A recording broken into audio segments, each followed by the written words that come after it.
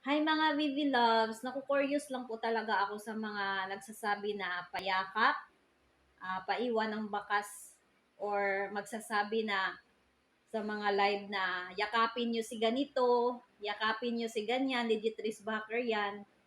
Kahit naman po, kahit anong pakiusap natin sa ating mga viewers, tulad ko, makikiusap ako sa viewers ko na yakapin nyo si ganito kasi legit backer yan, napaka-organic niyan, di kayo magsisisi, babalikan kayo.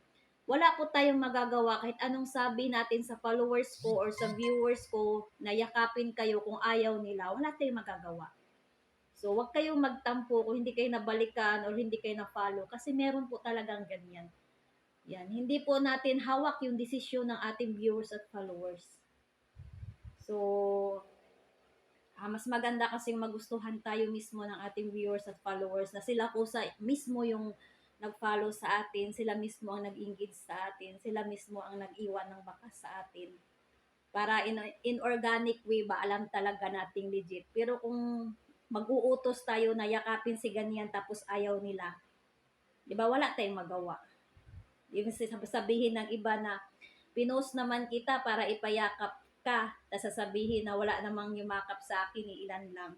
So it means dyan pa lang makikita mo na hindi lahat ng followers mo ay kaya mong utusan na ihag si ganito. So, gumawa na lang tayo ng way guys para maka-reach tayo ng followers sa viewers. Huwag tayong umasa sa mga yakap-yakap, iwan-iwan ng bakas na yan. Kung ayaw sa atin ng tao, ayaw talaga yan. Wala tayong magawa. So, yun lang. God bless.